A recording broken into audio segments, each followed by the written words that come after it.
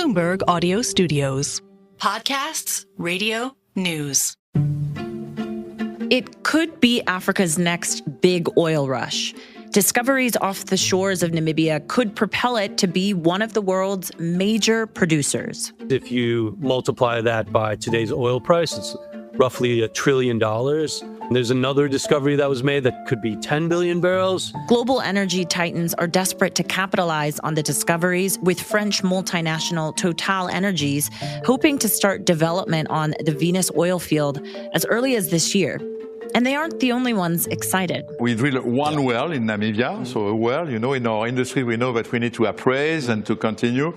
It seems that the discovery might be giant. Well, it's certainly a basin that has seen some early exploration success by others. We've got one large block off Namibia that we expect to put an exploration well down in late this year or early next year. To give you a sense of our belief in Namibia, roughly a quarter of our deep water exploration spend in 2023 and 2024 will be directed to Namibia. So it is a theater that we fundamentally believe in. But as the world starts to wean itself off of oil, is there actually time for Namibians to benefit from the discovery? And could the rush fade away just as quickly as it arrived? I'm Jennifer Zabasajja, and this is the Next Africa podcast, bringing you one story each week from the continent, driving the future of global growth with the context only Bloomberg can provide. Bloomberg's Paul Burkhardt has been watching the developments closely.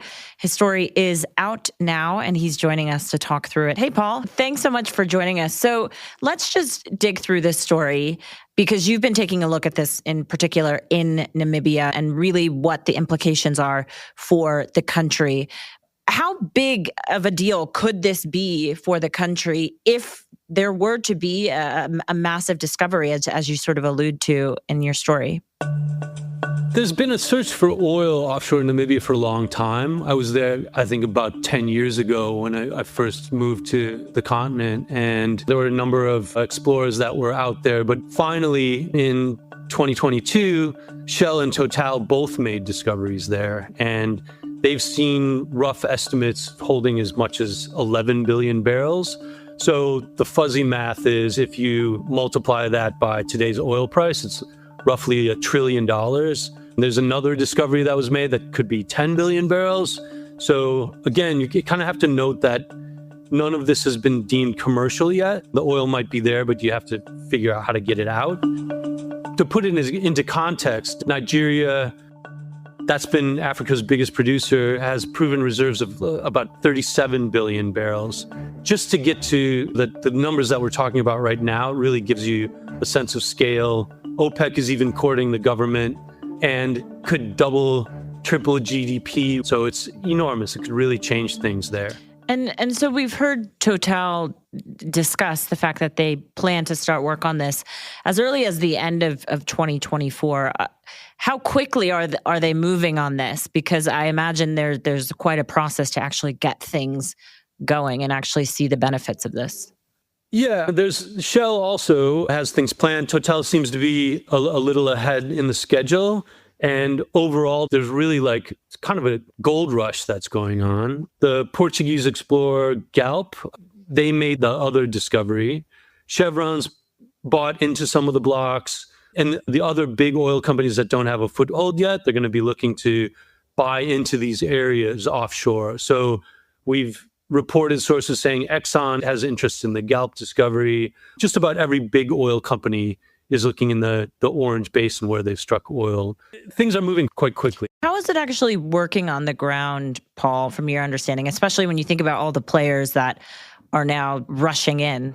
Well, the oil companies are racing against the energy transition, really, which would bring on lower demand for oil. So as you're using cleaner sources of energy, you're using less oil. That will start to dent this 100 million barrels a day that's consumed now. That'll start to go down. The value of crude will start to go down.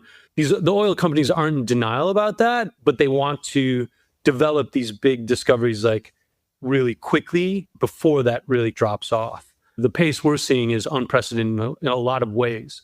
So when I was in Walvis Bay last, which is just on the coast, I could see oil equipment on the pier, workers with coveralls that are marked with like Schlumberger, one of the oil service companies, see those in town.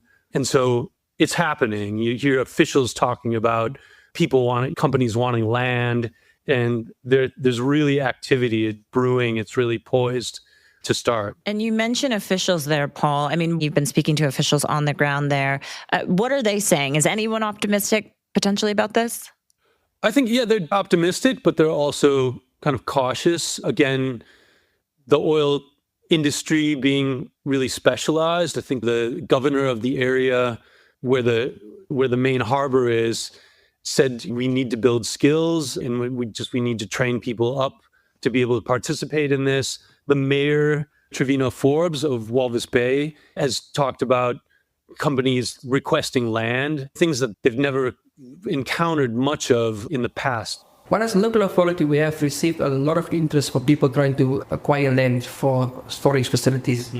And that is something that we're also looking at. But it's very difficult, when we can't continue operating the way we are operating. I think there's still some skepticism about it, what will happen, because there was a gas discovery that was made in the 70s. Some people in Namibia, I've spoken to Namibians on my trips there who mentioned this and they said, oh, nothing happened. So there's always going to be, people will believe it when they can see it. Another thing that very close by that people have kind of watched happen is Angola is a neighbor of Namibia. Everyone there has watched how, the oil did kind of very little to boost livelihoods of most people on the ground. And already even the state oil company Namcor has had some weirdness, some arrests. There was a suspended official there because potential corruption, and they're trying to clean that out, but there's still there are warning signs, and there's some apprehension about it too, of course. Paul, you're sticking with us, and when we come back, we're going to ask whether this is actually a long-term investment for Namibia, as you mentioned, potentially a risky one, especially if we think about where the world is right now, starting to turn away from oil. We'll be right back. All right, welcome back. Paul is still with us here, and we're talking through Namibia's oil rush. But if you think about where the world is at this time, some might wonder whether or not this is the opportune time to actually go all in on oil. We've seen governments across the world looking to reduce demand for oil as they try to tackle climate change or have some impact in it. So, Paul, you were mentioning this long-term plan investment for the country. Is it risky considering where we're at right now in 2024? Of course, any major project is subject to delays. Namibia's government is regarded as relatively stable.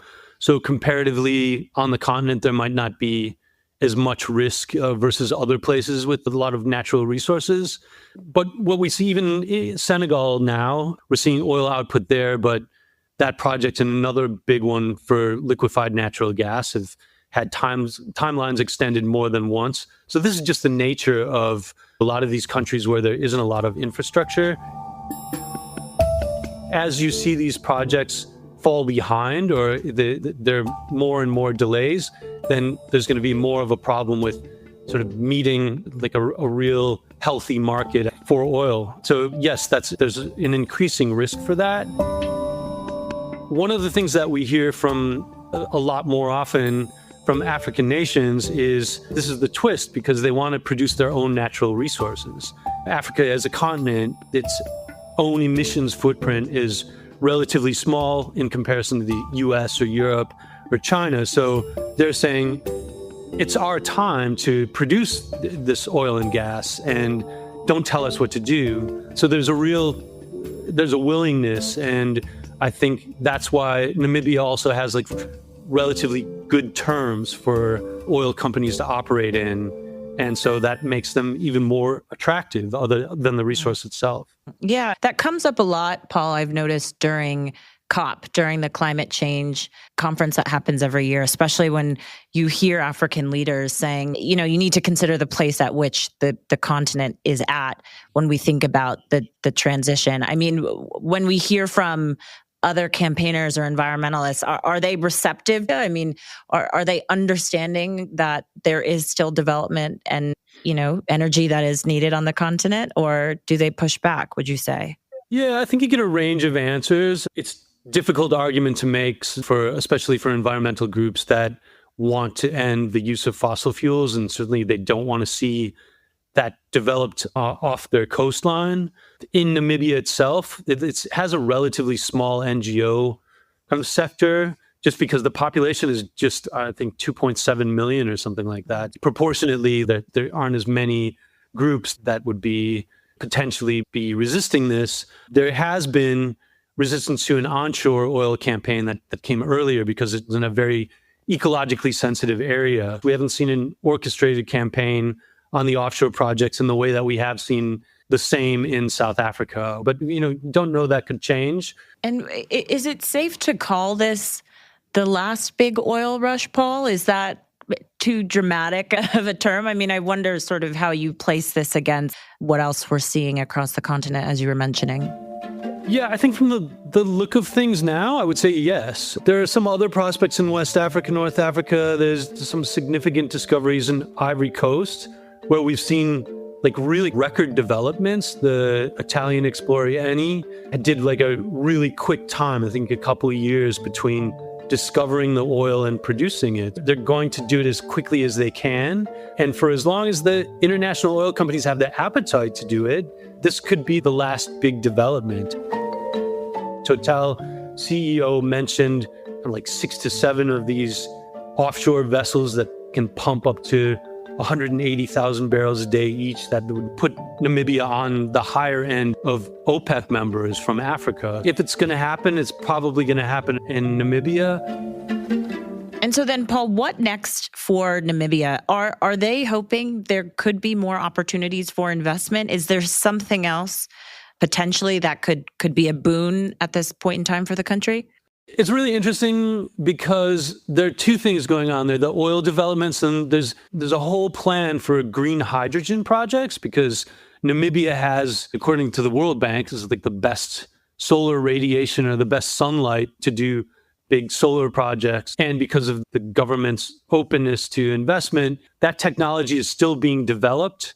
So you're seeing a really interesting, concurrently, these fossil fuel projects, these oil projects, maybe the last of the big ones happening at the same time that these green hydrogen projects are being built, really as the technology is being developed. Yeah, there's definitely a contrast of the end of the old and the beginning of the new. Fascinating bit of reporting. Paul Burkhardt, thanks so much for your time. Thank you. And as Paul just said, this moment can only be defined as the end of the old and the beginning of the new. But with neighboring Angolans still waiting to see the benefits of its own discoveries, expectations remain tempered in Namibia until they see the investments reach ordinary citizens. This program was produced by Adrian Bradley. If you like the episode, don't forget to comment and subscribe wherever you are listening to this podcast. I'm Jennifer Zabasajja. Thanks as always for listening.